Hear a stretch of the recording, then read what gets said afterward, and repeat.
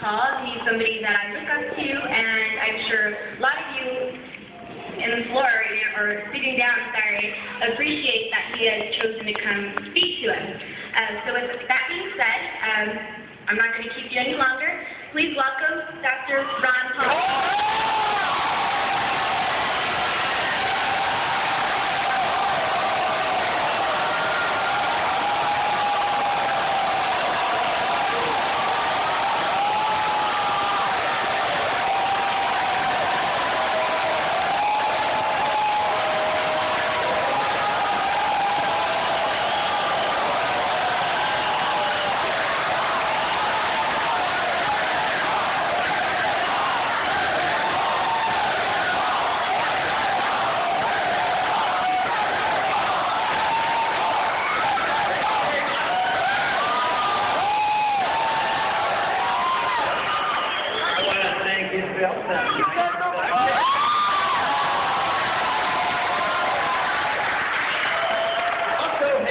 One member of my family with me today, representing our 18 grandchildren. I have Linda, who's over here. She's a student at Texas A&M.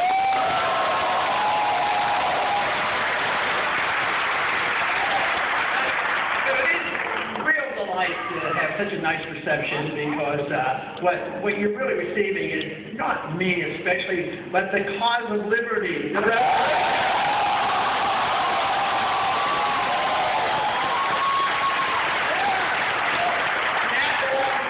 And we need to spread it to make sure all Americans join in and decide that we're opting for liberty, less government, less tyranny, less war, less...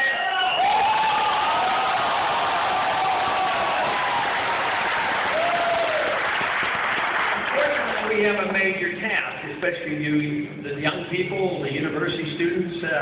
It's a bad time to be getting out of college when you think about who has the debt? Maybe some personal debt, and maybe some national debt, and where are the jobs? You know, this is not an easy time.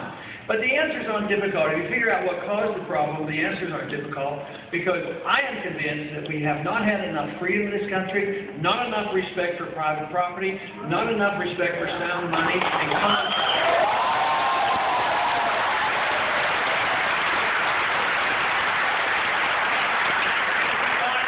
trouble that way. Guess what the solution ought to be? Just send people to Washington who have read the Constitution and will obey it.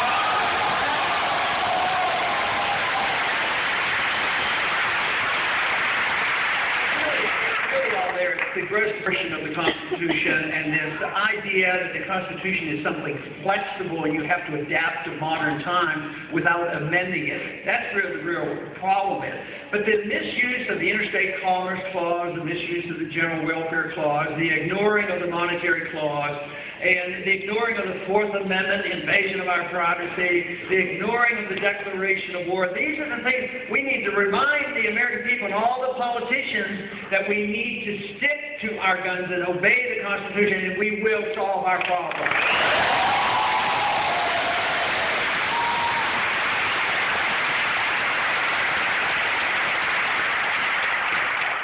A lot of people claim that would take a lot of sacrifice, and we'll have to really sacrifice and buckle down. You know, I don't even think of it as sacrifice. If we can restore liberty to the people, get rid of the income tax, give you all this money, no bailouts to the rich, foreign adventurism and bringing our troops home and saving all that.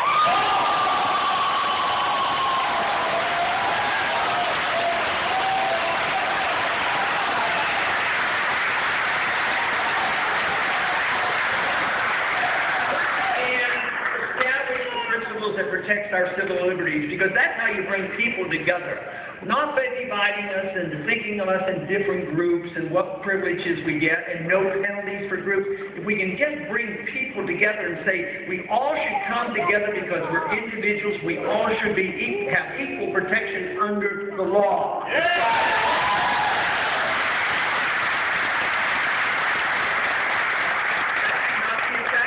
That should not be one sacrifice. The people who are worried about it and then warned and screamed and hollered 4 or 5 years ago, you need to bail us out, you need to take care of us, we're too big to fail, there's a depression coming.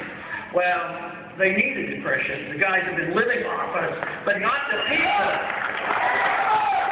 This is what happened when the crisis hit after the individuals involved in the Fannie Mae's and the Freddie Macs and the Goldman Sachs, and they needed to bail out. And the programs, like a housing program, was essentially designed to help poor people. It was well motivated, but the whole idea didn't work. Prompting the government or insisting government make bad loans didn't make a lot of sense. Guess who made a lot of money when the bubble was being blown up? The very wealthy, but they got the bailout. The middle class lost their jobs, and they lost their houses. We have to rethink this entitlement system, because when you do the entitlement system with the pretense of helping the poor, tragically, you end up helping the rich and you make more poor in this country.